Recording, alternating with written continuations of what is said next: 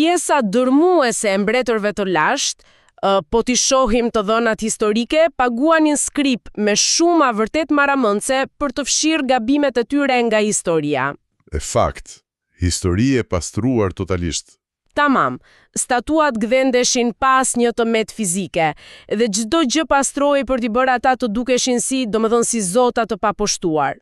Megjithatë, një nga figurat më të famshme, një njeri i zgjedhur për të udhëhequr një komb të tërë, i ka krimet e tij më të errta të regjistruara përgjithmonë.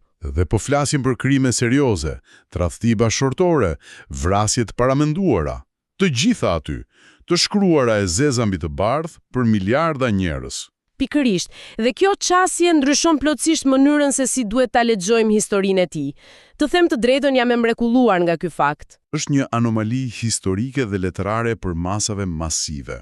Zakonisht, tekstet e lindjes së mesme të lashtë janë propagandë pastër, politike. Por, burimet që po shqyrtojmë në këtë analizë, po flasim për kronikat antike dhe shënimet nga seriala edukative e shkrimet, apo jo? Ashtu është, ato fokusohen në jetën e Davidit dhe bëjnë saktësisht të kundërtën e propagandës. Domthënë, ato nuk paraqesin një hero mitologjik, por një analizë thellësisht të papërpunuar të psikologjisë njerëzore, që ndërvepron me kërkesat teologjike. Dhe ky është thelbi i këtij eksplorimi të thelluar sot. Misioni ynë këtu është të kuptojmë se si ky bari i panjohur, që nuk e njihte askush, tamam, që u shndrua në një mbret suprem, fitoi betejë epike, por më pas u rrëzua në mënyrë katastrofike moralisht, arriti të mbaj atë titullin e famshëm, njeri sipas zemrës së Perëndisë. Duket si paradoks, të kuptojmë. Është paradoks absolut. Në pamjet parë ngjan si një skenar hollywoodian, ka intriga, gjak, tradhti, por teksti e përdor këtë dramë për diçka tjetër. Për të kuptuar mbretin e madh, duhet fillojmë analizën me djaloshin e vogël që askush nuk e vinte re. Dhe teksti i librit të parë të Samuelit jep një detaj jashtëzakonisht specifik rreth kësaj faze fillestare. Kur vjen momenti për të zgjedhur mbretin e ri, ai as që ishte marrë në konsiderat nga vetë familja e tij. Seriozisht, as në tryez nuk e kishin ftuar. As në tryez. Vëllezërit e tij më të mëdhenj kishin pamje imponuese, trajnim ushtarak, pra ishin zgjedhja logjike për atë epokë. Por teksti të 1 Samuelit 16:7 prezanton një parim thellësisht transformues. Deklaron se njeriu shikon vetëm pamjen e jashtme, ndërsa Zoti shikon zemrën. Në rregull, le ta ndalim pak analizën këtu. Jam e intriguar sepse cili është argumenti thelbësor i tekstit? Të jemi realisht analitik. Në atë epokë, në një shoqëri fisnore të lashtë plot kërcënime ushtarake, të duhet gjenerali, jo bariu. Logjika njerëzore atë thotë. Po pra, zgjedhja e një djaloshi me dele në vend të një luftëtari duket gati e papërgjegjshme nga ana strategjike. Apo na thon burimet se talenti i dukshëm nuk ka asnjë vlerë? Shiko, teksti krijon pikërisht këtë tension për të sfiduar atë metrikën tonë të suksesit.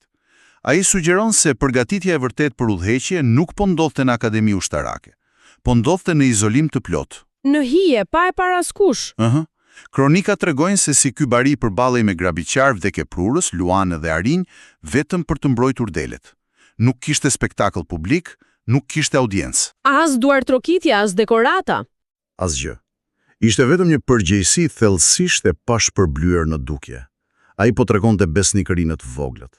Pra, argumenti është se karakteri i farktuar në izolim është vetmja infrastrukturë psikologjike e aftë për të përballuar pushtetin publik më vonë. Është një postulat shumë interesant. Është themelor. Nëse tregon besnikëri absolute kur askush nuk po të sheh, po ndërton themelin për të menaxhuar krizat e mëdha. Kjo më bën të mendoj që besnikëria në fshehtësi është vërtet kualifikimi suprem, dhe kjo na jep një tranzicion perfekt për të kaluar nga ato fushat e izoluara drejt për drejt në fush betejën më të famshme të historisë. Goliati. Beteja me Goliatin. Nësa, është bërë një klishe kulturore sot, e përdorim kudo, por nëse i heqim ato shtresat e interpretimeve moderne dhe shohim strikt tekstin, çfarë po ndodh realisht aty? Ai ishte domethënë një makinë lufte. Teksti e paraqet Goliatin jo thjesht si një trup i madh, por si kulmin e teknologjisë ushtarake të asaj periudhe, i mbuluar me bronz, me një armë të frikshme dhe që operon tërësisht bazuar në terror psikologjik. Friksim vizual i pastër. Po, dhe prezantimi i bariut në këtë skenë është përplasje dy paradigmave krejtësisht kundërta. Bariu nuk kundërpërgjigjet me armë më të mëdha. Ai sjell një sistem operativ krejtësisht tjetër. Dhe këtu më duhet të shtroj një pikë pyetje thelbësore, sepse teksti te 1 Samueli 17:45 thot se Goliati vjen me shpatë, por ai vjen në emër të Zotit të ushtrive. Po, ky është kontrast i madh. Tingëllon shumë bukur poetikisht, por si fiton një betejë fizike me fjalë? Domethënë, fjalët nuk i ndryshojnë ligjet e fizikës, ato nuk e bëjnë gurin të lëshohet më fort. A flet burimi për magji hyjnore, apo ka diçka më të thellë psikologjike këtu? Ajo që është vërtet magjepsise këtu është se burimet nuk flasin për shkelje të ligjeve të fizikës. Ato flasin për një refuzim absolut për të pranuar rregullat e kundërshtarit. Wow, kjo është interesante, si kështu? Mbreti Sauli thot të vesh armaturën e tij të rënd ushtarake. Por nëse pranon të luftosh me rregullat e atij që është fizikisht superior, humbja është e garantuar. Fitoria vjen nga liria psikologjike. Nga liria psikologjike e besimit. Eksakt. Ai nuk u paralizua nga frika. Dhe kjo liri e lejoi të përdorte ato që dinte të bënte më mirë, hobenën, që ndaj një objektivi masiv ngadalt ishte si artilleria e rëndë në duart e tij. Është refuzim total i metrikave të pushtetit. Dhe kur e mendoni këtë për Goliatët e përditshmërisë son, kriza ekonomike, probleme shëndetësore, instinkti ynë është të grumbullojmë armë të ngjashme. Të luftojmë me të njëjtat mjete. Më shumë para, më shumë kontroll. Por teksti na thot se suksesi vjen nga mbështetja radikale në diçka përtej kapaciteteve tona llogaritëse dhe pastaj ndodh fitoria. Dhe këtu vjen ironia më e madhe të gjithë kësaj. Heqja e këtij kërcënimi masiv sinjalizon fundin e problemeve në çdo histori normale. Por jo këtu. Fitoria ishte vetëm fillimi i një periudhe shumë agonike. Që është thellësisht e padrejtë nga ana racionale. Jam e sigurt që çdo kush do të mendonte se ai e meritonte fronin pas asaj. Ai shpëton popullsinë. Por populariteti i tij, domethënë turmat këndonin Sauli vrau mira, por ai 10 mira. Dhe kjo krijon xhelozi paranojake të mbretit. Ai kthehet brenda natës në armik të shtetit. I detyruar të fshihet në përshpella, dhe kjo, të them të drejtën, tingëllon si tradhti totale asaj që tha më parë që karakteri i mirë sjell sukses. Suksesi ndonjëherë të vendos një tabel qitjeje në shpinë. Dhe kjo periudhë dërmon atë teologjinë transaksionale, atë idenë që nëse bën mirë, universi do të të shpërblej. Me rehati, mbjetesa ndaj suksesit këtu është më e vështirë se mbjetesa në betejë. Dhe në këto shpella, gjatë arratisës prodhohet korpusi kryesor i psalmeve. Poezia e saj epoke është një nga fenomenet më të studiuara. Njeriu i rrethuar nga vdekja shkruan Psalmin 23, Zoti është bariu im, apo Psalmin 27. Por çfarë po ndodh në trurin e tij? Si kthehet kriza në adhurim? Dëgjoj, ato psalme nuk janë ese teologjike të shkruara në një pallat komod. Ato janë ditari psikologjik një njeriu në ndrysni ekstreme. Aty ka frikë, ka tmerr, zemërim, por ka edhe një zgjedhje për të besuar. Pra, adhurimi nuk ishte thjesht një këngë. Ishte mekanizëm mbjetese. Është orientimi i mendjes drejt dritës, kur e gjithë rrethana fizike dhe politike është errësirë plot. Kjo e kthen vuajtjen në furnalltën që pjek karakterin e tij, para se t'i jepet pushteti absolut. E qartë, dhe pasi mbaron kjo shkretë të tir, ai e merr pushtetin. Më në fund, lexuesi pret epokën e artë, dhe pikërisht atjer gjithçka shkatrohet nga brenda. Ky është kalimi më tronditës. Pushteti absolut provon të jetë armiku më i rrezikshëm. Te 2 Samuelit 11 kemi rënien e lirë morale. Ushtria ishte në front, por ai ishte i sigurt, komod, izoluar në pallat. Dhe aty ai voren Bath-sheban. Këtu gjërat bëhen vërtet interesante dhe monstruoze.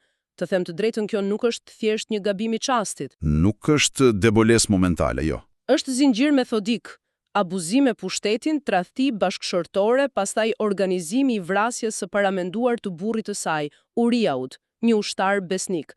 Domethënë, si e tolerojnë burimet këtë thyerje të personazhit? Si mund ta përputhim këtë me atë që shkroi Zoti është drita ime? Sepse burimet e theksojnë këtë për të provuar brishtësinë absolute të natyrës njerëzore. Ai parimit e Romakëve 3:23. Të gjithë mëkatuan, zbatohet pa mëshirë. Madhështia e shkuarës nuk të vaksinon kundër korrupsionit në të tashmen. Iluzioni i pushtetit e bën të besojë se është mbi rregullat. Pikarisht. Sapo ai preu varësi nga Perëndia dhe u mbështeti te pushteti toksor, adoptoi eksaktësisht metodat e diranëve që e kishin persekutuar dikur. Është një paralajmërim brutal mbi rehatin, por pastaj vjen përballja, profeti shkon dhe e ballafaqon drejt për drejt. Do me thënë ai ishte monark absolut, mund ta kishte ekzekutuar aty për aty profetin për të mbajtur fasadën. Mund ta bënte sa hape mbyll syt. Dhe fakti që ai zgjeb të mos e përdor atë, forcë këtu formosoi trashëgimia e tij. Ai nuk ofron justifikime politike, nuk fajson rrethanat. Te Psalmi 51 lexojmë sa i thot: "Krijo në mua një zemër të pastër." Ai diagnostikoi se problemi ishte një kalbëzim në vullnetin e tij. Dhe prandaj burimet afirmojnë se atij i jepet një falje shpirtërore e plot, por prit pak, sepse këtu ka mund një problem me logjikën e narracionit. Urdhro. Nëse ai falet plotësisht, pse pjesa e mbetur e jetës së tij bëhet një tragjedi? Kronikat flasin për rebelime fëmijësh, grushtetin nga Absalomi, luftë civile. Domethënë, çfarë kuptimi ka falja nëse pasojat shkatrojnë gjithçka rrotu teje? Kjo pyetje godet në zemër të kesh kuptimit më të madh rreth hirit teologjik. Burime ndajnë qartë rivendosjen shpirtërore nga mekanika e pasojave toksore. Te Galatasve 6:7 flitet për ligjin e të mbjellës dhe të korrës. Më lejo ta visualizoj këtë me një analogji. Imagjinoni të nguni një gozhd të ndryshkur thellë në një copë druri, që përfaqëson familjen e tij. Falja nga Perëndia është heqja e gozhdës, lidhja hynore rivendoset, por vrima në dru. Domethënë, e çara mbetet aty. Kjo është analogjia perfekte. Vrima mi betet. Dinamika familjare u shkaturrua.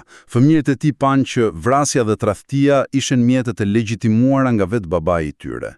Është leksion thellësisht tronditës. Favori hynor nuk është leje për të qenë neglizhent me jetët e të tjerëve. Kolaterali toksor mbetet. Është ballafaqim brutal. Dhe megjithatë, pas gjithë këtyre shenjave dhe vuajtjeve, burimet refuzojnë ta mbyllin historinë pa shpresë. Ato theksojnë një trajektore më të madhe. Nëse e lidhim këtë me pamjen e përgjithshme, te 2 Samueli 7:16 jepet premtimi masiv që mbretëria e tij do të jetë e qëndrueshme për jetë. Kjo histori izraelite lidhet më vonë direkt me përmbushjen në figurën e Jezusit. Por mendoje pak të. Plani kryesor i shpëtimit mbart një linjë gjaku të njollosur me vrasje mashtrim. Është tmerrisht ironike që diçka kaq hyjnore të kanalizohet nga diçka kaq e dëmtuar. Është kontraverse padyshim. Por ky është genialiteti i shkrimeve. Plani i Perëndisë është më i gjerë se kapaciteti i njerëzve për të gabuar. Perfeksioni njerëzor nuk është parakusht, por ulësia dhe likuperimi janë parakushtet e vërteta. Gjë që na kthen të pyetja që ngritëm në fillim. Veprat e apostujve 13:22 e quajnë njeri sipas zemrës sime. Dhe tani është e qartë, ky titull nuk do të thotë një biografi pa folje, pa rënje. Absolutisht jo. Do të thotë orientimi i busullës së brendshme, kur ajo dridhet dhe tregon gabim, por drita bie mbi të, ai reagon me përulësi dhe pendim të zhveshur nga krenaria, ai e kërkon sërish burimin. Kjo thyen të gjitha idhujt klasikër. Ne jemi mësuar të admirojmë ato statujat e mermorit pa tmeta, por realiteti i teksteve sugjeron se askush nuk përkufizohet përfundimisht nga gabimi i tij më i keq, për sa kohë ka rifillim dhe pendim. Trashëgimia nuk ruhet nga një perfeksion artificial, por shpesh nga mënyra se si ngjitim copat e thyera të karakterit ton. Kjo lën një gjurmë të përhershme. Dhe për ta mbyllur këtë eksplorim ka një pyetje të fundit që vlen për reflektim. Ne pam që kronikat e fiksuan këtë mbret më shumë për lotët e tij të pendimit mbi tradhtin, sesa për faktin që vrau simbolin më të madh të frikës. Dhe nëse njerëzit e mbajnë mend për këtë, atëherë si duhet ta rishikojmë secili prej nesh trashëgimin që po lëm? A do të kujtohemi për monumentet e pushtetit që ngrem, apo për guximin për të dalë para dritës kur jemi krejtësisht të thyer? Ndoshta mermori i krisur është vërtet i vetmi material nga i cili ndërtohet diçka e vërtet njerëzore.